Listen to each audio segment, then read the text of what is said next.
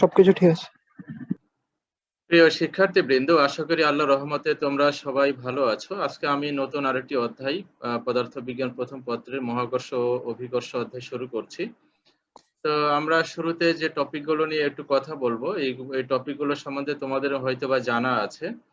তো আমরা শুরুতে যে টপিকটা নিয়ে আমরা আলোচনা করব সেটা হচ্ছে পড়ন্ত বস্তুর সূত্র। তো বলো তো, পড়ন্ত বস্তুর সূত্র কে আবিষ্কার করেছে, কোন বিজ্ঞানী আবিষ্কার করেছে? তোমাদের মনে হয় জানা আছে। গ্যালিলিও। আচ্ছা, গ্যালিলিও। কয়টা সূত্র আছে গ্যালিলিও বলো? স্যার। পড়ন্ত বস্তুর সূত্র কয়টা? তিনটে সূত্র। তিনটা সূত্র আছে। তো এগুলো কি জি আমার স্যার, তিনটি। স্যার তিনটা। তো এগুলো কি পড়ানোর দরকার আছে? পড়ন্ত বস্তুর সূত্র, এই যে তিনটা সূত্র একটু দেখবে, হ্যাঁ। এবং এই পড়ন্ত বস্তুর সূত্রের আমাদের একটা এক্সপেরিমেন্ট আছে ল্যাবে, এই এক্সপেরিমেন্ট গুলো তোমাদের করানো হবে। তো তোমরা এই সূত্রটা দেখে নিবে, সেখান থেকে আমি আর শুরু করছি না। এবারে দ্বিতীয় যে টপিকটা আছে সেটা হচ্ছে মহাকর্ষ বল ও অভিকর্ষ বলের সংজ্ঞা। তো মুজাহিদুল ইসলাম বলো, মহাকর্ষ বল কাকে বলে? সংজ্ঞাটা বলো, মহাকর্ষ বলের এই সংজ্ঞা। মহাবিশ্বের যে কোনো দুটি বস্তুর মধ্যে আকর্ষণকে বলা হয় মহাকর্ষ বল, আর পৃথিবী এবং অন্য কোনো বস্তুর মধ্যে আকর্ষণ বলকে বলা হয় অভিকর্ষ বল। হ্যাঁ, তাহলে মোটামুটি এই সংজ্ঞাগুলো জানা আছে, এগুলো একটু দেখবে, হ্যাঁ, 1 মার্কের জন্য অনেক সময় পরীক্ষা আসতে পারে। এবারে তৃতীয় যে টপিকটা আছে সেটা নিউটনের মহাকর্ষ সূত্র। সেটাও তোমরা মনে হয় জানো যে মহাবিশ্বের যে কোনো দুটি বস্তুর মধ্যে যে আকর্ষণ বল কাজ করছে, তো এই আকর্ষণ বলটা বের করা হয় তোমার এই নিউটনের মহাকর্ষ সূত্র দিয়ে। তো সেই সূত্রটা কি বলো তো? দুটা বস্তুর ভর যদি একটা m1 হয় আর একটা m2 হয়, তাহলে মহাকর্ষ সূত্রকে আমরা কিভাবে প্রকাশ করতে পারি বলো দেখি কেউ? ম্যাথমেটিক্যালি আমরা কিভাবে লিখবো? Sir F equal to G into M1 M2 divided by D square. হ্যাঁ, তাহলে এটা সবারই জানা আছে, সবারই কম বেশি জানা আছে যে মহাবিশ্বের দুটি বস্তুর যদি একটার ভর যদি তোমার m1 হয় আর একটার ভর যদি তোমার m2 হয়, ধরো এটাকে নামকরণ করলাম m1, পরেরটাকে আমরা নামকরণ করলাম m2, আর মধ্যবর্তী দূরত্ব যদি r হয় বা d হয়, যে কোনো দূরত্ব দিয়ে দাও তোমরা, তাহলে মহাকর্ষ বল আমরা জানি যে F that is equal to capital G m1 m2 divided d square। তাহলে বলো তো, বা আর স্কোয়ার, তো আমরা আর নিয়েছি এই জন্য আর এর উপরে স্কোয়ার দিব। তো বলো তো মহাকর্ষ বল এটা কার কার উপরে নির্ভর করে বলো? মহাকর্ষ বল 1 নাম্বার হচ্ছে দুটি ভর বস্তু যেটা নিয়েছো সেই ভরের উপরে নির্ভর করবে। আর হচ্ছে তোমার দূরত্ব যদি তুমি স্থির রেখে দাও, মানে আর এর মান স্থির রেখে যদি ভরের মান পরিবর্তন করো, তাহলে মহাকর্ষ বলের মান সেই ভরের উপরে নির্ভরশীল। এবং কিভাবে নির্ভরশীল সেটা হচ্ছে যে মহাকর্ষ বল ওই দুটি বস্তু কণার ভরের গুণফলের সমানুপাতিক, ঠিক আছে। আর এদের যে মধ্যবর্তী দূরত্ব আছে এই দূরত্বের কি বর্গের ব্যস্তানুপাতিক। তার মানে নির্দিষ্ট ভরের দুটি বস্তুর মধ্যবর্তী যে দূরত্ব, এই দূরত্ব যদি পরিবর্তন করা হয়, তাহলে সেক্ষেত্রে মহাকর্ষ বলটা কিভাবে পরিবর্তিত হচ্ছে? দূরত্বের বর্গের ব্যস্তানুপাতিক হারে পরিবর্তিত হচ্ছে। তো এই সূত্রগুলো তো মনে হয় অঙ্ক তোমরা 9-10 করে এসছো, না কি ভুলে গিয়েছো তোমরা? এই সূত্রটার অঙ্ক কি তোমরা করেছো 9-10-এ? জি স্যার। আচ্ছা, তাহলে আমরা এইগুলো নিয়ে আমরা ডিটেইলস আর কথা বলবো না। এই সূত্রগুলোর কিছু অঙ্ক আছে, অঙ্কগুলো তোমরা দেখে নিবে। তাহলে আমাদের পড়ন্ত বস্তুর সূত্র আমাদের এটা জানা আছে। নিউটনের মহাকর্ষ বল অভিকর্ষ বলের সংজ্ঞাটা এটাও আমরা জানি। নিউটনের যে মহাকর্ষ সূত্র এটাও আমরা জানি। এবারে 4 নাম্বার যে টপিকটা এখানে লেখা আছে সেটা হচ্ছে গ্রহের গতি সম্পর্কিত কেপলারের সূত্র। এইটা কি তোমরা পড়েছো? 9-10 ছিল এটা? না স্যার। আচ্ছা, তো আমরা এই জায়গা থেকে তাহলে আমরা স্টার্ট করব। এখন এই জায়গা থেকে পড়াটা শুরু হচ্ছে, হ্যাঁ। তো তোমরা নিশ্চয়ই জানো যে আমাদের এই সৌরজগতের যে সেন্টার, এই সেন্টারে কে আছে বলো তো? সোলার সিস্টেম যেটা সৌরজগৎ, এই সৌরজগতের সেন্টারে কে আছে? সূর্য। তো এই সূর্যকে কেন্দ্র করে অন্যান্য যে গ্রহ নক্ষত্রগুলো আছে, এই গ্রহ নক্ষত্রগুলো হচ্ছে সূর্যকে কেন্দ্র করে ঘূর্ণনশীল। এখন সূর্যকে কেন্দ্র করে যে অন্যান্য গ্রহ নক্ষত্র ঘূর্ণনশীল, সেটা কিভাবে ঘূর্ণনশীল, সেই ঘূর্ণনের সময় তোমার এই গ্রহ নক্ষত্রগুলো কিছু সূত্র মেনে চলে। তো এই সূত্রটাই তোমার বিজ্ঞানী কেপলার উনি এটা আবিষ্কার করেছেন, বিজ্ঞানী জোহান কেপলারের সূত্র। তো সেই সূত্রটা তাহলে কার ক্ষেত্রে প্রযোজ্য? উত্তর হচ্ছে সূর্যকে কেন্দ্র করে অন্যান্য যে গ্রহ নক্ষত্রগুলো ঘূর্ণনশীল বা আবর্তনশীল, তো সেই গ্রহ নক্ষত্রগুলো সূর্যকে কেন্দ্র করে কিভাবে আবর্তন করে বা কোন কক্ষপথে আবর্তন করে, এই সম্পর্কিত যে সূত্র সেটাই হচ্ছে তোমার কেপলারের সূত্র। তো এখানে 3টা সূত্র আছে। প্রথম যে সূত্রটা সেটা হচ্ছে তোমার প্রতিটি গ্রহই সূর্যকে একটি ফোকাসে রেখে বা সূর্যকে কেন্দ্র করে উপবৃত্তাকার কক্ষপথে ঘূর্ণনশীল। 1 নাম্বার যে সূত্রটা সেটাকে বলা হচ্ছে তোমার কক্ষপথের সূত্র। 1 নাম্বার যে সূত্র সেটাকে আমরা নামকরণ করছি কক্ষপথের সূত্র। তাহলে সূত্রটা আমি কি বললাম যে প্রতিটি গ্রহই কক্ষপথের সূত্র।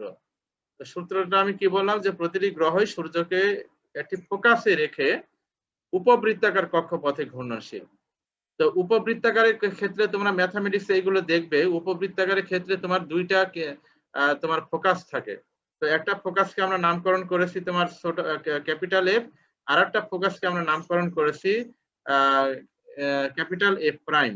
এই যে আমরা যেখানে ডট দিয়েছি না, এই ডটটাই হচ্ছে তোমার সূর্য, এটাকে বলা হচ্ছে তোমার সূর্য, ঠিক আছে, সান, SUN সান। আবার এটাও কি সান, SUN। উপবৃত্তের ক্ষেত্রে দুইটা অ্যাক্সিস আছে, একটা হচ্ছে মেজর অ্যাক্সিস আর একটা হচ্ছে মাইনর অ্যাক্সিস।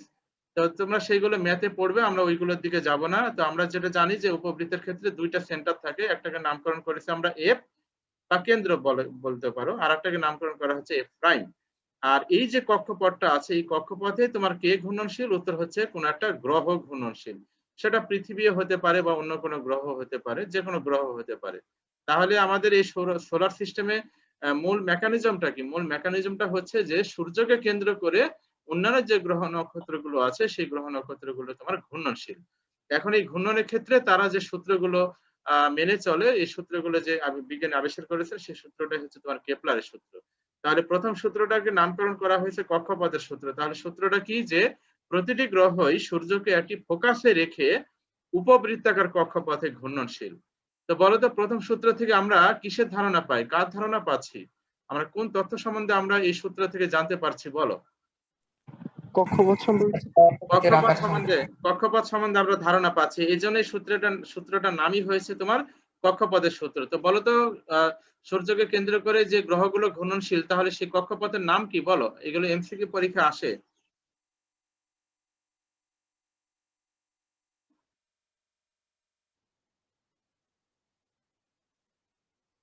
তোমরা কি শুনতে পাচ্ছ আমাকে? জি স্যার। কি প্রশ্ন করেছি, কি উত্তর দাও না কেন?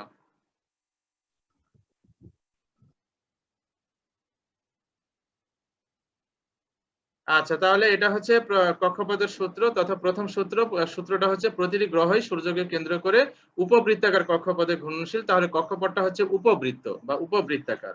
আচ্ছা, দুই নাম্বার সূত্রটা হচ্ছে ক্ষেত্রফলের সূত্র। ক্ষেত্রফলের সূত্র বলতে বোঝানো হচ্ছে যে প্রতিটি গ্রহ যখন ক্ষেত্রফলের সূত্র, তো প্রতিটি গ্রহই যখন সূর্যকে কেন্দ্র করে উপবৃত্তাকার কক্ষপথে ঘূর্ণনশীল হবে, তখন এখানে এই গ্রহগুলো সমান সময় সমান ক্ষেত্রফল অতিক্রম করে। সেটা কিভাবে আমরা দেখাবো? দেখো, আমরা এখানে চিত্র ড্রয়িং করে এখানে দেখানোর চেষ্টা করছি। ধরো তোমার এই কোন একটা সময় গ্রহটা ছিল ধরো এই পয়েন্টে অবস্থান করছে। সার্টেন টাইম পরে এই গ্রহটা ধরো তোমার এই পয়েন্টে গেল। ধরো সে আগের অবস্থানে ছিল এ তে, একটা সার্টেন টাইম পরে সে গেল কোথায়? বি তে। তারা যেহেতু ঘূর্ণনশীল, তাহলে আমরা যদি এই এফ ফোকাসটা আমরা যদি বিবেচনা করি, তাহলে এফ এর সাথে এটা যোগ করে দাও, আর এই ফোকাসের সাথে বি অবস্থানটা যোগ করে দাও। তাহলে এখানে একটা ক্ষেত্রফল অতিক্রম করে গিয়েছে, এই যে ক্ষেত্রটা অতিক্রম করে গেল। তো এই ক্ষেত্রটা অতিক্রম করতে ধরো তার টি সময় লেগেছে। এখন অন্য আরেকটা অবস্থান যদি আমরা বিবেচনা করি, ধরো এখানে একটা অবস্থান নামকরণ করা হলো সি, এখানে আরেকটা অবস্থান নামকরণ করা হচ্ছে তোমার ডি। তাহলে ক্ষেত্রফলের সূত্রটা হলো যে গ্রহ এবং সূর্যের সংযোজক সরলরেখা সমান সময়ে সমান ক্ষেত্রফল অতিক্রম করে।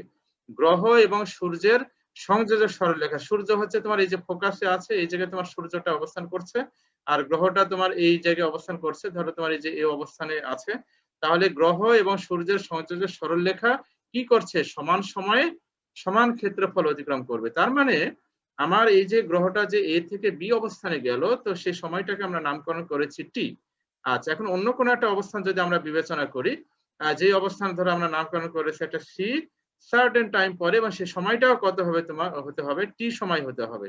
তাহলে তোমার এই এ থেকে বি তে যেতে গিয়ে এই সংযোগ সরলরেখা যে ক্ষেত্রফল অতিক্রম করেছিল, এই গ্রহটা এখন এই টি সময় যখন সি থেকে ডি তে যাবে, তখনও তার ক্ষেত্রফল তোমার কি থাকবে? ক্ষেত্রফলটা একই থাকবে। অর্থাৎ গ্রহগুলোর সংযোজক সরলরেখা সমান সময় সমান ক্ষেত্রফল অতিক্রম করে।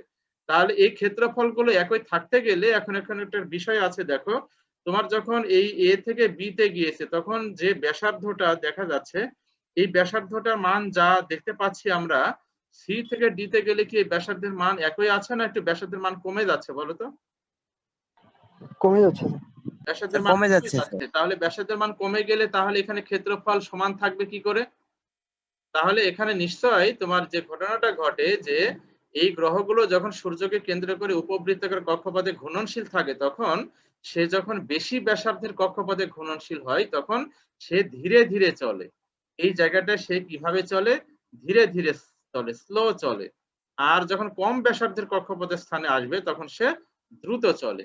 তাহলে দ্রুত চললে সুবিধাটা কি হবে, মানে মূল জিনিসটা কি দাঁড়াবে, যে কম ব্যাসার্ধের কক্ষপথের একটা স্থানে আর একই সময় বেশি দূরত্ব অতিক্রম করতে সরলরেখা পারবে। যে দূরত্ব ক্ষেত্রফল অতিক্রম করবে, ওই জায়গায় মানে দ্রুত যাবার কারণে একটা সার্টেন মানে নির্দিষ্ট সময় পরে সেই ক্ষেত্রফলের মানটাও তোমার কি থাকবে, পরস্পর সমান থাকবে। এগুলো প্রমাণ আছে, হ্যাঁ, প্রমাণের দিকে আমরা যাব না।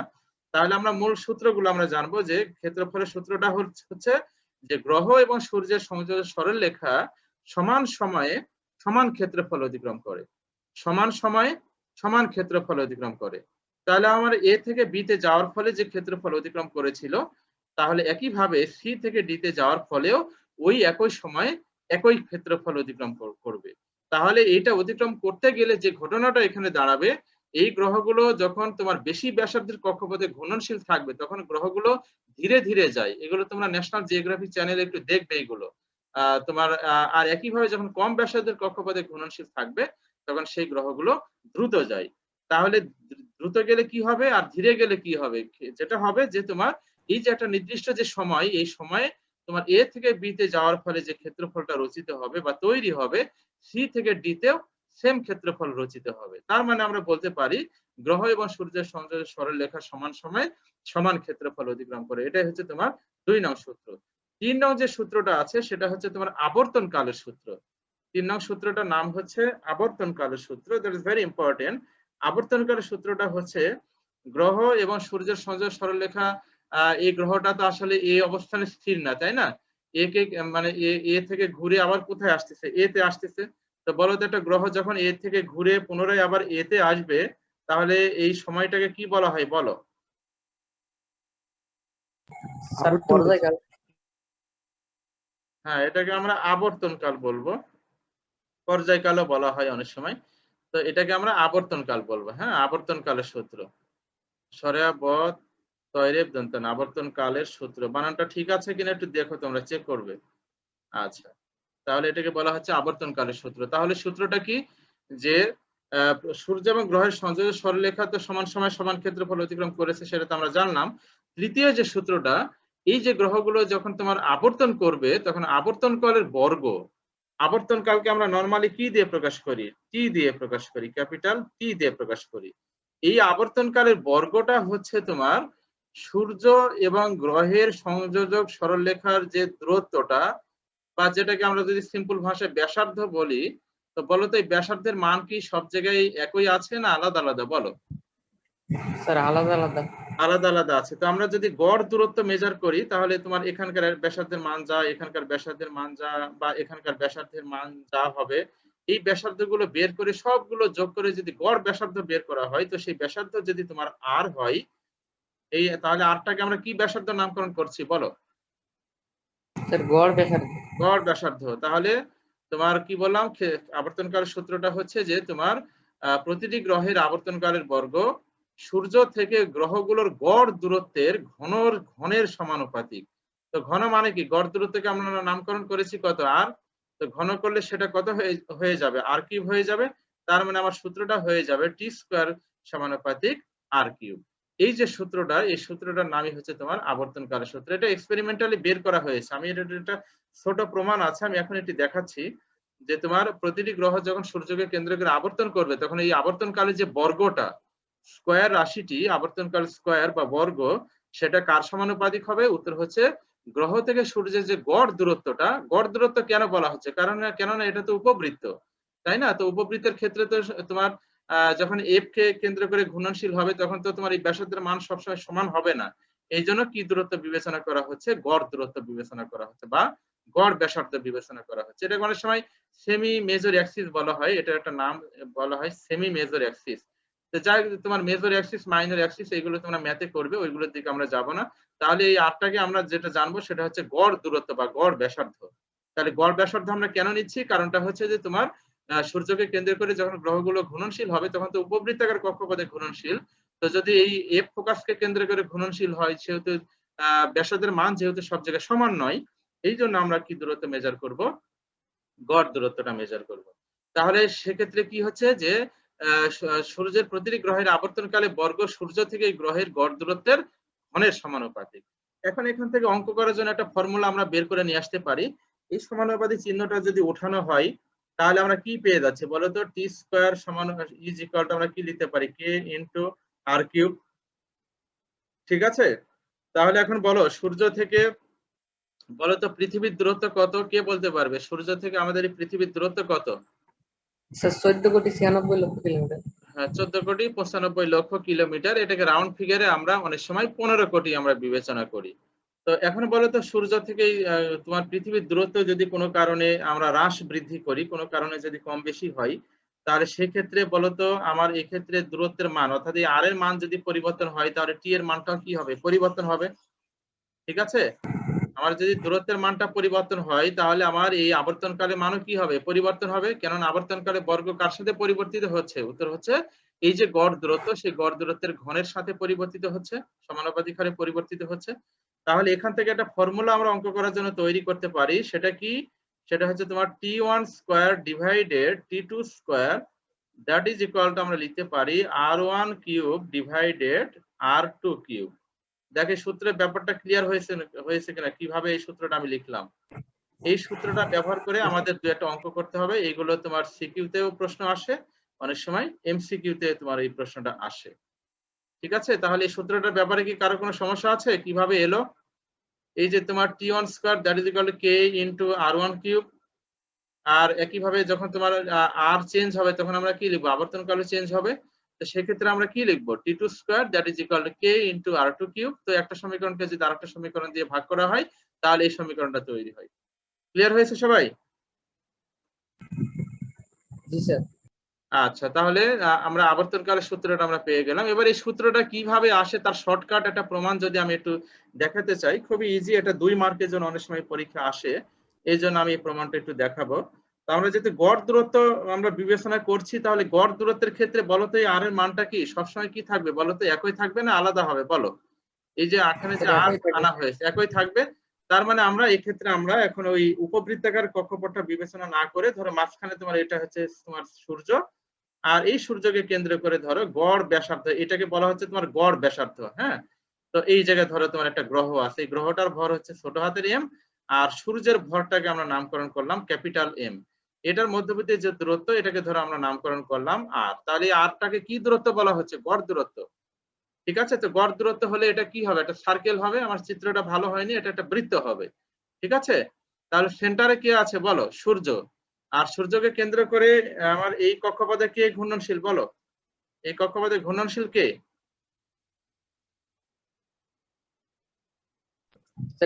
গ্রহ। স্যার গ্রহ স্যার। পৃথিবীও হতে পারে বা অন্য যে কোনো গ্রহ হতে পারে, অনেকগুলো গ্রহ আছে, তোমরা নাম নিশ্চয় জানো তোমরা। এখন বলো তো এই দুটি তোমার সূর্যের সাথে পৃথিবীর মধ্যে কি একটা বা অন্য এই যে গ্রহটা আমরা বিবেচনা করেছি যার ভর হচ্ছে ছোট হাতের এম, তাহলে এই দুটি ভরের মধ্যে কি একটা মহাকর্ষ বল কাজ করবে। তাহলে সেই মহাকর্ষ বলটা আমরা কি লিখতে পারি, এফ কোন সূত্র দিয়ে লিখবো, নিউটনের মহাকর্ষ সূত্র দিয়ে capital G capital M small m divided কি লিখবো, আর স্কয়ার। ঠিক আছে, এবারে এটা যেহেতু বৃত্তাকার কক্ষপথে ঘূর্ণনশীল, তো বলো তো বৃত্তাকার কক্ষপথে ঘূর্ণনের জন্য তোমার এখানে একটা বল কাজ করে, বলো সেই বলটার নাম কি, কে বলতে পারবে? কেন্দ্রমুখী বল। তার মানে অবশ্যই কোন একটা বস্তুকে বৃত্তপথে ঘূর্ণনশীল হতে হলে অবশ্যই একটা সেন্ট্রিপিটাল ফোর্স প্রয়োজন। তো সেই centripetal force FC that is equal two, এখন কার সেন্ট্রিপিটাল ফোর্স বলো তো, এটা কি সূর্যের নাকি ওই গ্রহের? স্যার গ্রহের। গ্রহের। এই কক্ষপথে যে বস্তুটা ঘূর্ণনশীল, যে গ্রহটা ঘূর্ণনশীল সেই গ্রহে। তাহলে আমার কি লিখবো, এফ সি ইকুয়াল টু আমাদের জানা আছে দেখো, বা ভুলে গিয়েছে কিনা দেখো, এম ভি স্কয়ার ডিভাইডেড আর। মনে আছে এই সূত্রটা? এটা হচ্ছে কেন্দ্রমুখী বল, পড়ানো হয়ে গেছে অলরেডি। জি স্যার। এখন বলো তো এই মহাকর্ষ বলের এই কেন্দ্রমুখী বল কে যোগান দিবে? এই কেন্দ্রমুখী বলটা পাবে কোথায় এই গ্রহটা? উত্তর হচ্ছে এই যে স্যার মহাকর্ষ মহাকর্ষ বল, বল। এই যে মহাকর্ষ বল যেটা তৈরি হয়েছে এই দুটি ভরের কারণে, এই যে আকর্ষণ বল, এই আকর্ষণ বলটাই মূলত এই গ্রহটাকে এই কেন্দ্রমুখী বলটা যোগান দিবে। তার মানে এই মহাকর্ষ বল আর কেন্দ্রমুখী বলটা কি হবে? পরস্পর সমান হবে। তার মানে আমরা লিখতে পারি F that is equal two তোমার FC। কেন? কেননা এই কেন্দ্র মহাকর্ষ বলটাই কি যোগান দিবে? এই কেন্দ্রমুখী বলটার যোগান দিবে। তার মানে এই বলটা আর এই বল, মহাকর্ষ বল আর কেন্দ্রমুখী বল পরস্পর সমান হবে। তাহলে আমরা F ইজ ইকুয়াল টু আমরা কি লিখবো? Capital G capital M small m divided R square, আর ডান পাশে আমরা কেন্দ্রমুখী বল that is M V square divided ছোট হাতের r। তো বলো তো এই m আর এই m কি হবে? বলো, কাটাকাটি হবে। তাহলে উভয় পক্ষ থেকে কোন ভরটা কাটাকাটি হলো? কার ভর কাটাকাটি গেছে বলো? গ্রহের উপর। স্যার গ্রহের ভর। হ্যাঁ, গ্রহের ভর স্যার। একজন বললো পৃথিবীর ভর। ভেরি গুড, তুমি অনেক মনোযোগী ক্লাসে। তাহলে পৃথিবীর ভর না, গ্রহের ভরটা কাটাকাটি হলো। সূর্যের ভর মাঝখানে যেটা, সেটা হচ্ছে সূর্য ক্যাপিটাল এম। ক্যাপিটাল এম কিন্তু কাটাকাটি যায় নাই, ছোট হাতের এমটা উভয় পক্ষ থেকে কাটাকাটি হয়েছে। তার মানে গ্রহের ভর কাটাকাটি হলো। আচ্ছা, এবারে আমরা আরেকটা কাটাকাটি করতে পারি না? এই যে এই আর আর এই আর কাটাকাটি করলে এখানে কি একটা আর থাকবে? তাহলে আমরা এখানে ফাইনালি পেয়ে যাচ্ছি, দেখো, জি ক্যাপিটাল এম ডিভাইডেড ছোট হাতের আর ইজ ইকুয়াল টু ডান পাশে আমরা পেয়ে যাচ্ছি ভি স্কয়ার। তো এই ভিটাকে আমরা একটু রিপ্লেস করব। ভি কে কি বলা হচ্ছে এখানে বলো তো? রৈখিক বেগ। তো রৈখিক বেগের সাথে কৌণিক বেগের একটা রিলেশন আছে, এটা কি জানা আছে তোমাদের? V that is equal to omega into R. তো দ্যাট ইজ ইকুয়াল টু আমরা লিখতে পারি ওমেগা মানে হচ্ছে 2 পাই ডিভাইডেড টি ইনটু আর, মানে আমরা আবর্তন কালটা নিয়ে আসলাম এই ওমেগাকে রিপ্লেস করে, ইনটু আর। দেখো ভি ইকুয়াল টু এটা লেখা যায়, এটার ব্যাপারে কারো কোনো জিজ্ঞাসা আছে কিনা একটু বলো। এটা হচ্ছে রৈখিক বেগের সাথে কৌণিক বেগের সম্পর্ক। আচ্ছা, তো ওই মানটা আমরা এই জায়গাটা এনে অ্যাপ্লাই করব, এই ভি এর জায়গায় আমরা প্রয়োগ করব। তো ভি এর জায়গায় যদি এই মানটা প্রয়োগ করা হয় তাহলে আমরা কি পাচ্ছি একটু খেয়াল করে দেখো। Capital G capital M divided ছোট হাতের আর দ্যাট ইজ ইকুয়াল টু এই ভি এর মানটা আমরা পেলাম 2 পাই আর ডিভাইডেড ক্যাপিটাল টি, তার উপরে কি করতে হবে? স্কয়ার করতে হবে। ভি এর উপরে স্কয়ার আছে, তাহলে আমরা ফাইনালি পেয়ে যাচ্ছি capital G capital M divided ছোট হাতের আর দ্যাট ইজ ইকুয়াল টু ডান পাশে 4 পাই স্কয়ার, আর এর উপরে স্কয়ার হয়ে যাবে, সবগুলো রাশির উপরে স্কয়ার হয়ে যাবে ডান পাশে টি স্কয়ার। বা পরের লাইনে আমরা পেয়ে যাচ্ছি T square that is equal to, আমরা সবগুলোকে এক জায়গায় নিয়ে যাচ্ছি, সেটা কি 4 pi square divided G capital M into এই পাশের আর আর ওই পাশে আর স্কয়ার, তাহলে গুণ হলে কত হয়ে যাবে? আর কিউব হয়ে যাবে। এখন দেখো এখানে যে রাশিগুলো এসছে, ডান পাশে যে রাশিগুলো এসছে এগুলো তোমাদের নিজেদেরই এখন বলা উচিত। ডান পাশে যে রাশিটা এসছে সেটা কি বলো? T square. এই যে 4 pi square by G M, এটা কি রাশি বলো? কনস্ট্যান্ট। ধ্রুবকের। এটা ধ্রুব রাশি। জি হচ্ছে গ্র্যাভিটেশনাল কনস্ট্যান্ট আর এম হচ্ছে তোমার সূর্যের ভর। সূর্যের একটা ভর আছে, সেটা একটা কনস্ট্যান্ট ভর আছে, সেই ভরটা হচ্ছে 2 × 10⁻30 কেজি। তো সেটা একটা কনস্ট্যান্ট মান। তার মানে 4 পাই স্কয়ার বাই জিএম, সেটা একটা কনস্ট্যান্ট, যেটাকে আমরা ওই যে উপরে কে নামকরণ করেছিলাম। এই যে উপরে যে আমরা কে রাশিটা আমরা ধরেছিলাম, এই যে এখানে যে কে ধরা হয়েছিল না, এই কে এর পরিবর্তে আমরা এইটা লিখবো আমরা, এই যে 4 পাই স্কয়ার ডিভাইডেড জিএম। ঠিক আছে? তো সেটা যেহেতু একটা কনস্ট্যান্ট, তাহলে আমরা ফাইনালি কি লিখতে পারি বলো? টি স্কয়ার সমানুপাতিক আমরা কি লিখতে পারি বলো? আর কিউব লিখতে পারি। তাহলে এটাই কার সূত্র? উত্তর হচ্ছে ওই যে তোমার গ্রহের গতি সম্পর্কিত কেপলারের 3 নাম্বার যে সূত্রটা, আবর্তনকালের সূত্র। তাহলে সেই সূত্রটা কি, যে তোমার প্রতিটি গ্রহ যখন সূর্যকে কেন্দ্র করে আবর্তন করবে তখন এই প্রতিটি গ্রহের আবর্তনকালের বর্গ সূর্য থেকে এই গ্রহগুলোর গড় দূরত্বের ঘনের সমানুপাতিক। দেখো এই প্রমাণটা কি অনেক কঠিন না অনেক ইজি? অনেক ইজি কিন্তু প্রমাণটা। বুঝতে পেরেছো সবাই? জি স্যার। এই তাহলে এই প্রমাণটা অনেক সময় পরীক্ষা আসে যে তোমার এটা তো নিউটনের মহাকর্ষের সূত্র, তাই না? এই যে উপরেরটা F = g/m/r²। তো পরীক্ষা অনেক সময় আসে যে নিউটনের মহাকর্ষের সূত্র থেকে আমরা কিভাবে কেপলারের তৃতীয় সূত্র পাই, ব্যাখ্যা করো। তো যদি চাই 2 মার্কের জন্য, তখন এই চিত্রটা দিয়ে তোমার এই প্রমাণটা তোমার করতে হবে, করলে তুমি 2 এর মধ্যে 2 পেয়ে যাবে। এটা অনেক সময় আসে অনুধাবনমূলক প্রশ্ন হিসেবে, পরীক্ষা অনেক সময় আসে। আচ্ছা, এখন আমরা এই যে সূত্রটা যেটা পড়লাম, এই সূত্রটা দিয়ে যদি আমরা 2টা ম্যাথ করতে চাই, ম্যাথ মানে কি, যে বলা হলো যে ধরো তোমার এটা সূর্য, হ্যাঁ, এটাকে আমরা নামকরণ করছি এটা সান। সূর্য। তো বলো তো, আর এটা হচ্ছে ধরো তোমার পৃথিবী, এটাকে আমরা নামকরণ করলাম পৃথিবী। পৃথিবী। তো এখন বলো তো, এই সূর্য থেকে পৃথিবীর যে গড় দূরত্ব সেটাকে আমরা নামকরণ করি কত? নরমালি কত দূরত্ব? সেটা হচ্ছে তোমার R1, that is equal to, আমরা রাউন্ড ফিগার আমরা ধরে নিচ্ছি 15 কোটি কিলোমিটার। 15 কোটি কিলোমিটার। 15 কোটি কিলোমিটার। আচ্ছা, এখন বলো তো, এই সূর্য থেকে পৃথিবীর যে আবর্তনকাল, সেই আবর্তনকালটা কতদিন বলো? অর্থাৎ সূর্যকে কেন্দ্র করে পৃথিবী কতদিনে একবার আবর্তন করে? 365 দিন। এবং সেক্ষেত্রে দূরত্ব কত থাকে নরমালি? সেটা হচ্ছে 15 কোটি কিলোমিটার। আচ্ছা, এখন বলো তো, যে যদি কোনো কারণে সূর্যের এবং পৃথিবীর মধ্যবর্তী যে দূরত্বটা, এই গড় দূরত্বটা যদি হঠাৎ কমে যায় বা হঠাৎ বৃদ্ধি পায়, তাহলে যেমন আমি যদি বলি যে হঠাৎ কমে গেল, কতটুকু কমে গেল? যে ধরো সূর্যটা এই অবস্থানে চলে এলো, ধরো এই অবস্থানে, তাহলে এই দূরত্বটাকে আমরা ধরো নামকরণ করলাম, ধরো আগের যে দূরত্বটা ছিল তার যদি অর্ধেক হয়ে যায়, তার মানে যদি তোমার R/2 হয়ে যায়, তাহলে সেক্ষেত্রে পৃথিবীতে কতদিনে 1 বছর হবে? আগে যখন 15 কোটি কিলোমিটার ছিল তখন কতদিনে 1 বছর হয়েছিল? তাহলে আমরা এখানে লিখতে পারি T1, that is equal two 365 দিনে 1 বছর হয়েছিল। ঠিক আছে, এত ডে, এত ডেজ। এবার সেক্ষেত্রে দূরত্বটা কত? R1 ইকুয়ালটা আমরা ধরে নিলাম R, that is equal two 15 কোটি কিলোমিটার। এখন আমরা দূরত্বটা ধরে নিচ্ছি যে R2 ইজ ইকুয়াল টু কত করা হয়েছে বলো তো? সূর্য এবং পৃথিবীর গড় দূরত্ব কত করেছি আমরা? অর্ধেক। তাহলে অর্ধেক করা হলে এখন পৃথিবীতে কতদিন 1 বছর হবে? সেটা কি 365 দিনই থাকবে না চেঞ্জ হয়ে যাবে? চেঞ্জ হয়ে যাবে। তো সেই চেঞ্জ কতটুকু হবে সেটা বের করার জন্য ওই সূত্রটা। তাহলে একজন ক্যালকুলেটর বের করো। তাহলে তোমার কামাল হাসান ক্যালকুলেটর বের করো। তোমার T1 square divided T2 square, Kepler যে সূত্রটা আছে সেই সূত্রটা আমরা লিখতেছি R1 cube divided R2 cube. আচ্ছা, তাহলে আমরা এখানে কার মান প্রয়োজন? T2 এর মানটা প্রয়োজন, তাহলে T এর উপরে স্কয়ার দিয়ে দাও, দ্যাট ইজ ইকুয়াল টু, এখানে তাহলে তৈরি হবে R2 ডিভাইডেড R1, ক্যালকুলেশনের সুবিধার জন্য আমরা দুইটার উপরে একসাথে আমরা কিউব দিয়ে দিলাম, ইনটু T1 তার উপরে স্কয়ার। আচ্ছা, এবারে দেখো বাম পাশে কিন্তু T2 স্কয়ার আছে, তাই না? তো T2 স্কয়ার যদি আমি সরিয়ে দিই তাহলে কি করতে হবে বলো তো? স্কয়ার যদি সরিয়ে দেওয়া হয় তাহলে কি দাঁড়াবে বলো?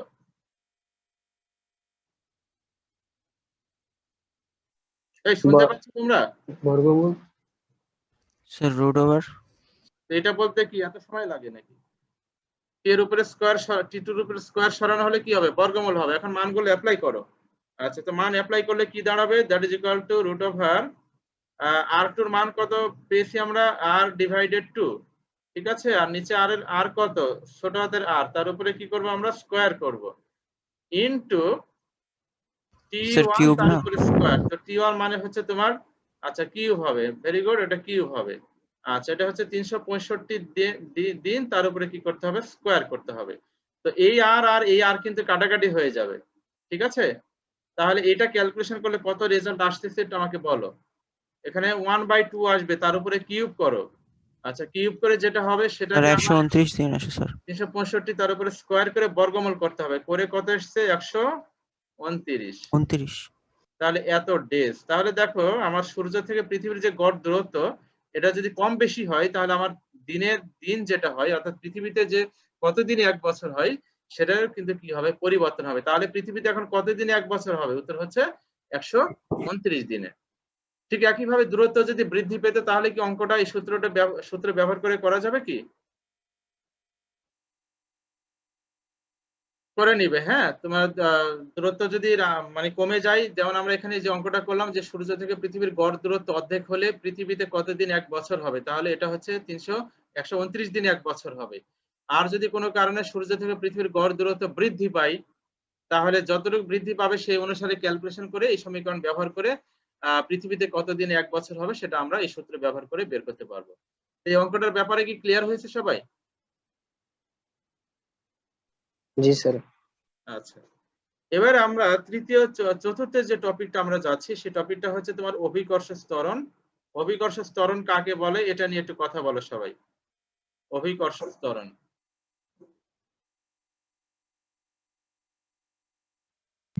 কে পারবে? স্যার ভূপৃষ্ঠে মুক্তভাবে পড়ন্ত কোন বস্তুর একক সময়ে যে বেগ বৃদ্ধি পায় সেটাই হচ্ছে অভিকর্ষ ত্বরণ। হ্যাঁ, ভেরি গুড। যে ভূপৃষ্ঠে মুক্তভাবে পড়ন্ত কোনো বস্তুর প্রতি সেকেন্ডে যে বেগ বৃদ্ধির হার, অর্থাৎ একক সময় বেগ বৃদ্ধির হারকেই তোমার কি বলা হয়? অভিকর্ষের ত্বরণ। তো এটাকে কি দিয়ে প্রকাশ করা হয় বলো তো? এই সংজ্ঞাটা মনে রাখবে, 1 মার্কের জন্য পরীক্ষা আসে। জি দ্বারা স্যার। তো এটাকে আমরা ছোট হাতের জি দিয়ে প্রকাশ করি। তো জি এর একটা ফর্মুলা আছে, তোমরা নিশ্চয়ই জানো, G equal to G M divided কি লিখি আমরা বলো তো? Sir R square. আচ্ছা, ব্যাসার্ধ। ওটা কি ছোট হাতের আর না ক্যাপিটাল আর? স্যার বড় হাতের ক্যাপিটাল। বড় হাতের আর। তো বলো তো পৃথিবীর ব্যাসার্ধ কি আসলে সব জায়গায় সমান বলো তো? জি এম ডিভাইডেড আর স্কয়ার। না স্যার। না স্যার। তাহলে জি এর মান কিন্তু একটা কনস্ট্যান্ট মান নয়, তাহলে জি এর মান কিন্তু পরিবর্তন হয়। হ্যাঁ, যে জি এর মান কি কি কারণে পরিবর্তন হয়, কতগুলো ফ্যাক্টরের কারণে জি এর মান পরিবর্তন হয়, সেটাই হচ্ছে আমাদের এখনকার টপিকের মূল আলোচ্য বিষয়।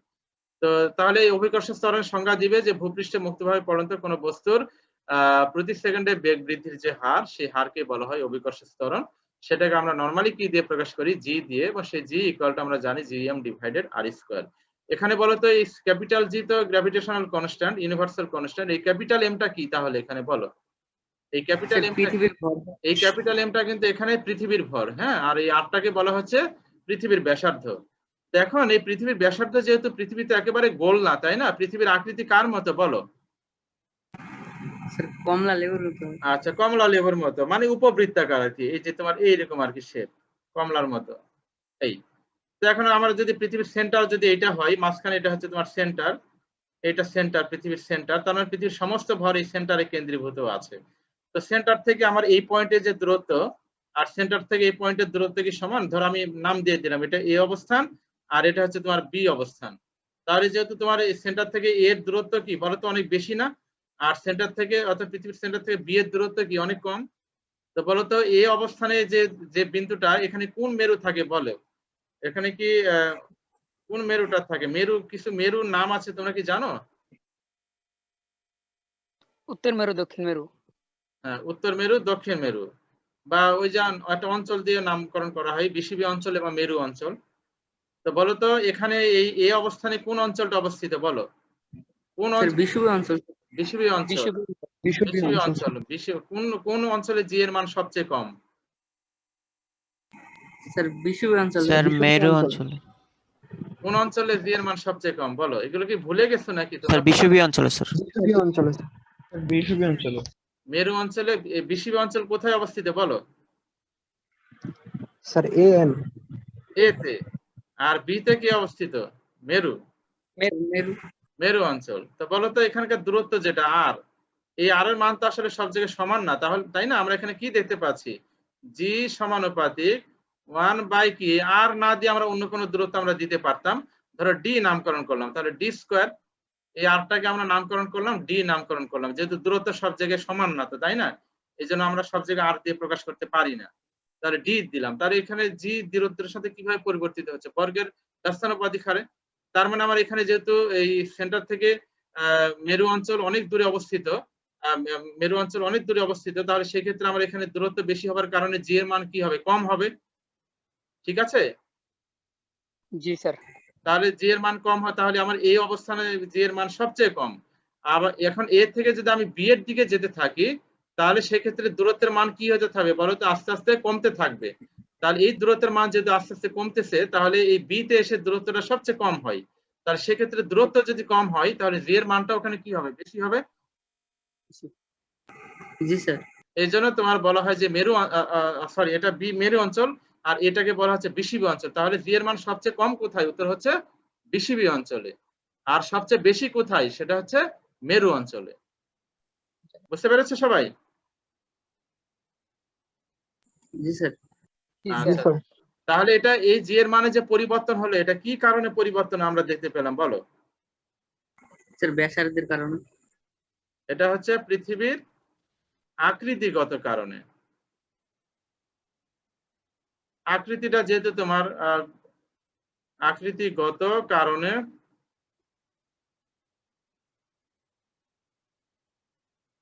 এটা একটা পরিবর্তন আমরা দেখলাম যে জি এর যে একটা পরিবর্তন হলো সেটা হচ্ছে পৃথিবীর আকৃতিগত কারণে।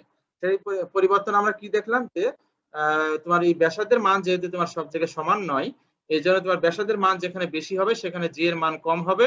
তাহলে জি এর মান আমরা জানি যে জি এর মান সবচেয়ে কম কোথায়? সামিউল ইসলাম বলো, জি এর মান সবচেয়ে কম কোথায় বলো? স্যার বিষুবীয় অঞ্চলে, বিষুবীয় অঞ্চলে সবচেয়ে বেশি কোথায়? এগুলো কি তোমরা জানো না স্যার ভুলে মেরু গিয়েছো? অঞ্চলে। হ্যাঁ, এগুলো একটু দেখবে, হ্যাঁ এগুলো একটু পড়ে নিবে তোমরা। তাহলে আমরা দেখতে পেলাম যে আকৃতিগত কারণে কি হচ্ছে, পৃথিবীর জি এর মানের একটা পরিবর্তন হচ্ছে, এটা একটা কারণ। 2 নাম্বার কারণ হচ্ছে উচ্চতার কারণ।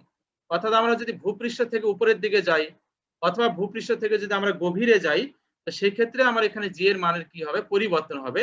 তাহলে সেই পরিবর্তনটাকে আমরা নামকরণ করব যে উচ্চতার কারণে জি এর মানের পরিবর্তন। 2 নাম্বার একটা কারণ হচ্ছে উচ্চতার কারণে। উচ্চতার কারণে অর্থাৎ তুমি যদি পৃথিবী পৃষ্ঠ হতে উচ্চতর কোন স্থানে অর্থাৎ উপরের দিকে যাও, তাহলে সেক্ষেত্রে কিন্তু তোমার জি এর মান কমে যাবে। তো সেটা কিভাবে কমে যাবে দেখো, আমরা যদি এখানে একটা চিত্র ড্রয়িং করি। ধরো এটা হচ্ছে তোমার পৃথিবীর সেন্টার, এটা হচ্ছে পৃথিবীর সেন্টার, পৃথিবীর ভরটাকে আমরা নামকরণ করলাম ক্যাপিটাল এম। তো পৃথিবীর সেন্টার আর এটা হচ্ছে তোমার পৃথিবীর পৃষ্ঠ। বলো তো আমরা কোথায় অবস্থান করতেছি বলো? আমরা সমস্ত এই পৃথিবীতে যত কিছু আছে সবাই কোথায় অবস্থান করছি? আমরা পৃথিবীর পৃষ্ঠে অবস্থান করছি। তাহলে এই দূরত্বটাকে আমরা যে এভারেজ দূরত্ব সেটাকে আমরা কি নামকরণ করব? Capital R. এখন ধরো আমরা এই পয়েন্টে জি এর মান কত সেটা বের করতে চাচ্ছি। ধরো এটা এই অবস্থান পৃথিবী পৃষ্ঠ, বি অবস্থান হচ্ছে উচ্চতর কোন স্থান। ধরো এই উচ্চতাটাকে আমি নামকরণ করলাম এইচ। তাহলে বলো তো এ বিন্দুতে আমরা কি লিখতে পারি? এ বিন্দুতে আমরা যা লিখতে পারি এ বিন্দুতে জি ইকুয়াল টু কি লিখতে পারি আমরা? জি এম ডিভাইডেড কি লিখবো? আর স্কয়ার। আর যদি আমরা বি বিন্দুতে লিখতে চাই তাহলে এখন বলো বি বিন্দুতে জি কি ওটাই থাকবে না দূরত্ব চেঞ্জ হয়ে গিয়েছে? দূরত্ব চেঞ্জ হয়ে গিয়েছে। সেই দূরত্বটা কত চেঞ্জ হচ্ছে বলো? সেন্টার থেকে দূরত্ব সবসময় নিতে হবে। তাহলে সেই দূরত্বটা আমরা পাচ্ছি জি এম ডিভাইডেড আর প্লাস এইচ, তার উপরে আমরা কি করব? স্কয়ার করব।